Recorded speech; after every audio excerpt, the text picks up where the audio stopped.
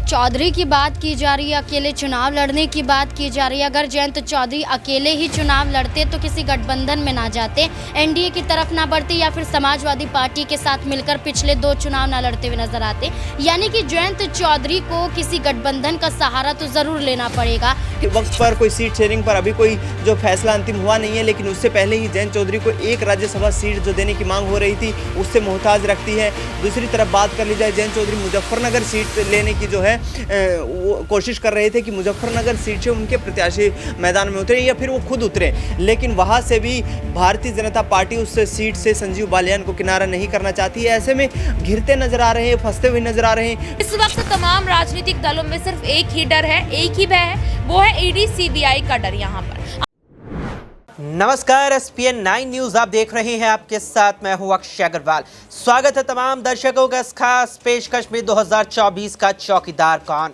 2024 के आम चुनावों की उल्टी गिनती शुरू हो चुकी है। उसके साथ ही जिस तरीके से आम चुनाव देश की दहलीज पर दस्तक दे चुके हैं, ऐसे में तमाम राजनीतिक दल अपनी कवायद में जुट गए हैं पार्टी को मजबूत करने के लिए, बड़ी से बड़ी यहाँ पर संख्या में अपने जनाधार को मजबूत करने में। ऐसे में गठबंधन में जिस तरीके से तमाम राजनीतिक दल है या मुख्य जो 2 गठबंधन है केंद्र स्तर पर, चाहे एनडीए की बात हो चाहे इंडिया गठबंधन की बात हो, उसके तमाम राजनीतिक दल अपनी तैयारी यहां जोर शोर से करते नजर आ रहे हैं। ऐसे में बात करेंगे उत्तर प्रदेश को लेकर के, सबसे ज्यादा लोकसभा सीटों वाला राज्य, सबसे पैनी नजर इस ही क्षेत्र पर, इस ही प्रदेश पर रहती है। ऐसे में जब प्रदेश की बात होती है, उत्तर प्रदेश की बात होती है, जिक्र आता है इंडिया गठबंधन का। जिस तरीके से इंडिया गठबंधन में सीट शेयरिंग को लेकर के कदम आगे बढ़ाए गए, उसमें सबसे पहला कदम बढ़ाया अखिलेश यादव ने जयंत चौधरी की तरफ। 7 लोकसभा सीटों की उन्हें पेशकश कर दी थी। लगभग गठबंधन दोनों दलों के बीच तय माना जा रहा था 2022 के राज्य के विधानसभा चुनावों की तरह ही, लेकिन अचानक से जयंत चौधरी पाला बदल लेते हैं और कहा जाता है कि जयंत चौधरी ने 25 साल पुराना यहां अपने पिता का बदला अखिलेश यादव से ले लिया। लेकिन अब इस सब के बाद जयंत चौधरी इसमें फंसते नजर आ रही हैं।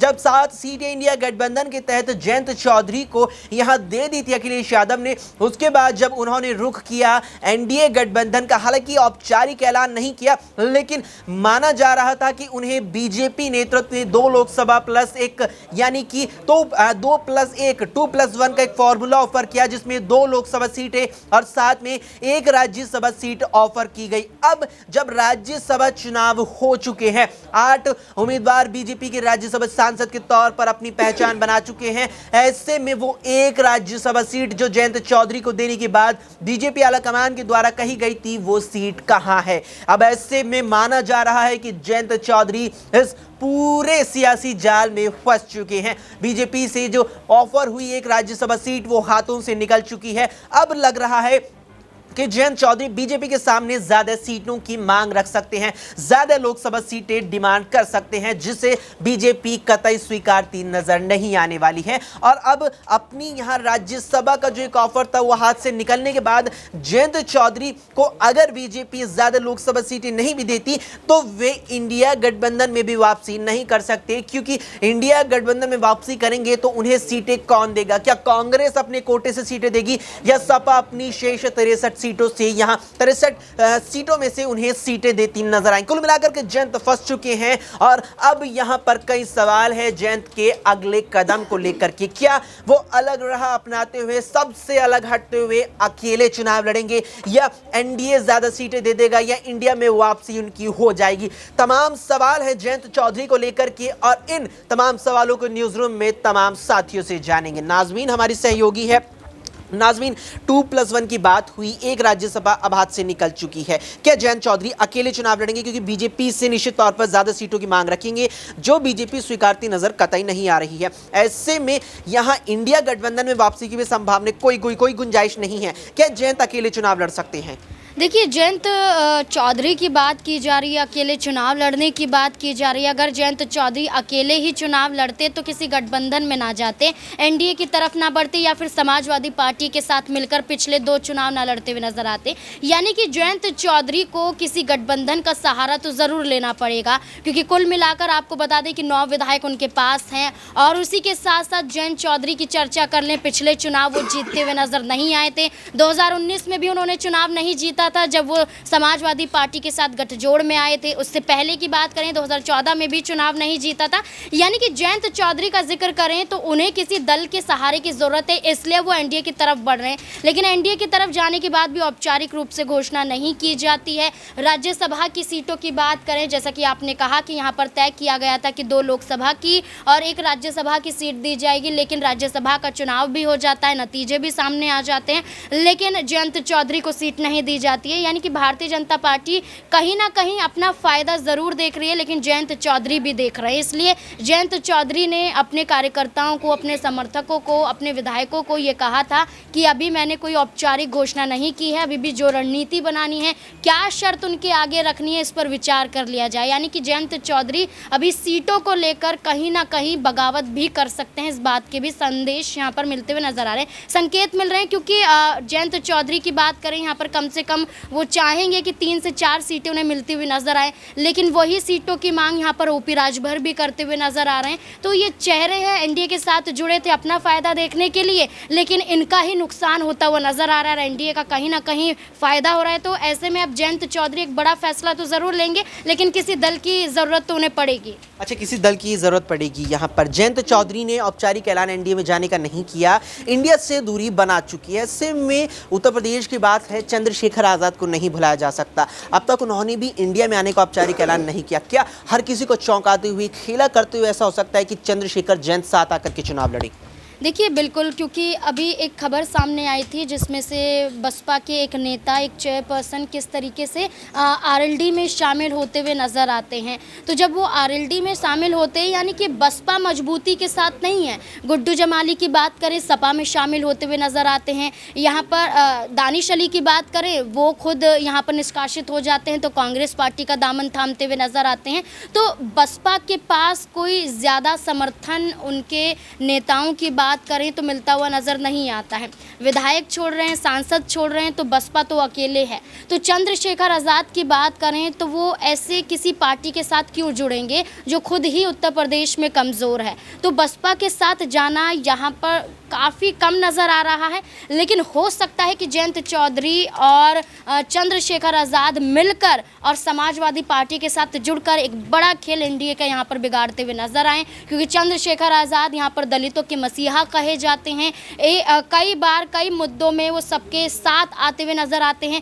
दिल्ली में दलित टीचर को इंसाफ दिलाना हो, राजस्थान में दलित टीचर को इंसाफ दिलाना हो, या फिर रामपुर में एक 17 साल के युवक की हत्या कर दी जाती है, उसको इंसाफ दिलाना हो, तो चंद्रशेखर आज़ाद आगे आते हैं। जयंत चौधरी की बात करें, वो किसानों को लेकर चलते हैं, कहते हैं कि हम किसानों के समर्थन में काम करते हुए नजर आएंगे। तो वहीं समाजवादी पार्टी की बात करें तो वो पीडीए की विचारधारा पर चलती है। तो यानी कि इन तीनों का मिलना कहीं ना कहीं फायदेमंद साबित हो सकता है। तो ऐसे में चाहें तो जयंत चौधरी, चंद्रशेखर आज़ाद और अखिलेश यादव मिलकर एक बड़ा चुनाव उत्तर प्रदेश में लड़कर जीत भी सकते हैं। वाकई में यहाँ पर एक बड़ा खेला कर सकते हैं जयंत चौधरी, चंद्रशेखर आज़ाद और अखिलेश यादव मिलकर के बड़ी चुनौती भारतीय जनता पार्टी नेतृत्व के लिए खड़ी कर सकते हैं। नेहा से जानेंगे, नेहा, चंद्रशेखर आज़ाद का साथ जयंत को मिलता है, दूसरी ओर बीजेपी का साथ मिलता है। कहा जा रहा है कि बीजेपी के साथ जयंत का जो होगा, अगर बीजेपी के साथ जाते जयंत तो बेहतर मजबूती मिलेगी।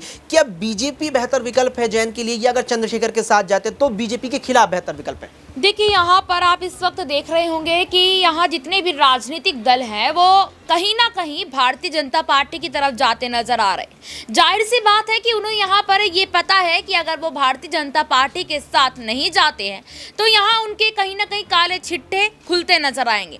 इस वक्त तमाम राजनीतिक दलों में सिर्फ एक ही डर है, एक ही भय है, वो है ईडी सीबीआई का डर। यहाँ पर आपने देखा होगा कि दिल्ली के मुख्यमंत्री अरविंद केजरीवाल के पास 8 बार समन पहुंच चुका है। और यहाँ पर लालू प्रसाद यादव की बात की जाए बिहार में, तो देखिए उनके यहाँ भी तेजस्वी यादव कहीं कहीं ना कहीं ईडी सीबीआई की रडार पर है। अखिलेश यादव जो कि यहाँ पर एक नए मुद्दे में फंसते नजर आए हैं, उनके यहाँ भी सीबीआई का समन यहाँ पर पहुंचा था। तो आप खुद ही इस चीज से अंदाजा लगा लीजिए कि जयंत चौधरी भी अब कहीं ना कहीं देखा जाए तो अगर भारतीय जनता पार्टी की अपना रुख करते हैं तो लोकसभा चुनावों में उन्हें फायदा यहाँ पर देख रहा है। बिहार में क्या हुआ है आप देखिए, नीतीश कुमार कहीं ना कहीं देखा जाए कि जब भी लोकसभा का चुनाव आता है तो वो एनडीए के साथ जुड़ जाते हैं, और विधानसभा का चुनाव आता है बिहार का तो वो यहाँ महागठबंधन में जुड़ जाते हैं। तो पूरी बात यहाँ पर यह है कि इस वक्त लोकसभा का चुनाव है और यहाँ पर तमाम राजनीतिक दल, चाहे वो छोटे दल हो या फिर बड़े दल हो, अपने फायदे के लिए यहाँ पर उस दल में जाते नजर आ रहे हैं जहाँ उनको ज्यादा फायदा मिलता नजर आ रहा है। वाकई में बात आती है यहाँ पर निकल कर के अपने फायदे की। ऐसे में तमाम सवाल हैं जो चंद्रशेखर आजाद के साथ चल रहे हैं तो जयंत चौधरी के साथ भी है। जयंत जिस तरीके से बीजेपी में जाने की बात लगभग कह चुके थे, अब उस पर यहाँ पीछे भी हट सकते हैं। ऐसे में दिनेश हमारे सहयोगी हैं, जानेंगे दिनेश से कि दिनेश 2+1 फॉर्मूला निकाला गया था, 2 लोकसभा 1 राज्यसभा, राज्यसभा अब हाथ से जा चुकी है। क्या इसका मतलब ये समझा जाए कि जयंत ज्यादा सीटें अब लोकसभा की मांगेंगे और ज्यादा सीटें उस बीजेपी से मांगेंगे जिससे लेकर कहा जाता है कि वो सीट देने के मामले में, सीट वितरण के मामले में बीजेपी कुछ हद तक कोताही बरतती है। क्या अब जयंत फंस चुके हैं? देखिए, अखिलेश यादव ने जयंत चौधरी पर एक बड़ा निशाना साधते हुए कहा है कि उत्तर प्रदेश में जो राज्यसभा में सीट देने का जो क्राइटेरिया है वो 37 विधायकों पर एक राज्यसभा सांसद बनता है। उसके बावजूद अखिलेश यादव ने ये कहा है कि जयंत चौधरी के पास 9 विधायक थे और हमने उनको राज्यसभा भेजा, यानी कि साफ तौर पर कहीं ना कहीं उनके दिल में जो टीस है वो नज़र आ रही है। दूसरी तरफ भारतीय जनता पार्टी पहले ही, अब चुनाव के वक्त पर कोई सीट शेयरिंग पर अभी कोई जो फैसला अंतिम हुआ नहीं है, लेकिन उससे पहले ही जयंत चौधरी को एक राज्यसभा सीट जो देने की मांग हो रही थी उससे मोहताज रखती है। दूसरी तरफ बात कर ली जाए, जयंत चौधरी मुजफ्फरनगर सीट लेने की जो है वो कोशिश कर रहे थे कि मुजफ्फरनगर सीट से उनके प्रत्याशी मैदान में उतरे या फिर वो खुद उतरे, लेकिन वहां से भी भारतीय जनता पार्टी उस सीट से संजीव बालियान को किनारा नहीं करना चाहती है। ऐसे में घिरते नजर आ रहे हैं, फंसते हुए नजर आ रहे हैं। कहां 7 सीटों पर चुनाव लड़ने की जो है बात की जा रही थी, जब इंडिया गठबंधन में शामिल थे समाजवादी पार्टी, अखिलेश यादव ने 7 सीटें देने का सबसे पहले ऐलान कर दिया था कि पश्चिमी यूपी में जयंत चौधरी 7 सीटों पर चुनाव लड़ेंगे। कहां 7 से घटकर 2 सीटें आ जाती हैं, राज्यसभा भी नहीं मिल पाती है, चौतरफा घिरते नजर आ रहे हैं। अखिलेश यादव अब फिर उनके साथ जाने को तैयार नहीं है। किसानों का मुद्दा जो है इस वक्त गर्म है और इसको देखते हुए राजनीति को जरूर ये मुद्दा प्रभावित करेगा पश्चिमी यूपी में विशेष तौर पर। तो ऐसे में जयंत चौधरी अब फंसते नजर आ रहे हैं। बागपत सीट भी उनके लिए एक मुसीबत बन सकती है, क्योंकि किसानों के खिलाफ जो भारतीय जनता पार्टी का एक जो रवैया देखने को मिला है, तमाम किसान संगठन उनके खिलाफ रहे हैं। तो ऐसे में बागपत में भी बड़ी संख्या में यहाँ पर किसान मतदाता मौजूद हैं और ये आने वाले वक्त में जयंत चौधरी के लिए मुश्किलें खड़ी कर सकता है। अच्छा, एक तिराहे पर मैं कहूँगा खड़े नजर आ रहे हैं जयंत चौधरी। एक तरफ एनडीए है जहां पर दरार बन गई है अब सीट शेयरिंग, दूसरी तरफ यहां पर इंडिया गठबंधन है जिस रास्ते से वे होकर आ चुके हैं। तीसरा रास्ता बचता है अकेले जाने का।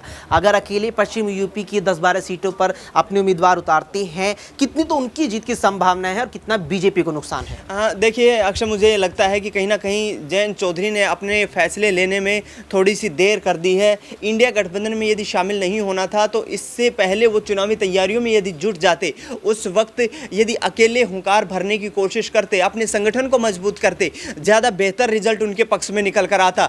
लेकिन इंडिया गठबंधन में शामिल थे अखिलेश यादव, राहुल गांधी, ये आश्वस्त थे कि तमाम जो है पार्टियां इकट्ठी होकर पश्चिमी यूपी में चुनाव लड़ेंगी, बेहतर रिजल्ट निकल कर आएगा। लेकिन जब चौधरी चरण सिंह को यहाँ पर भारत रत्न देने का ऐलान किया गया, उसके बाद उन्होंने कहा कि मुझे प्रधानमंत्री नरेंद्र मोदी में चौधरी चरण सिंह का अक्स नजर आता है, जबकि चौधरी चरण सिंह हमेशा से जनसंघ और आरएसएस की विचारधारा के खिलाफ रहे हैं। ऐसे में तमाम लोग अब ये कह रहे हैं अक्सर कि चौधरी चरण सिंह के नाम के ऊपर जयंत चौधरी दाग लगा रहे हैं। किसानों के मसीहा थे, लेकिन अब किसानों पर लाठियां बरस रही हैं। हाथरस में उन्हीं के ऊपर लाठियां बरसाई गई, लेकिन फिर से भारतीय जनता पार्टी के साथ जा रहे हैं। जयंत चौधरी बुरी तरीके से यहाँ पर घिर चुके हैं और यदि अकेले चुनाव लड़ते हैं तो फिर और भी ज़्यादा मुश्किलों का सामना करना पड़ सकता है। बिल्कुल, यहाँ पर और भी ज़्यादा मुश्किलों का सामना करना पड़ सकता है, क्योंकि जिस रास्ते पर इस वक्त जयंत चौधरी खड़े हैं वहाँ 3 रास्ते हैं, जिनमें से एक इंडिया गठबंधन का जिसे वे छोड़कर आ चुके हैं, एक एनडीए गठबंधन का है जिसमें बैरिकेटिंग के समान बनकर खड़ी हुई है सीट शेयरिंग।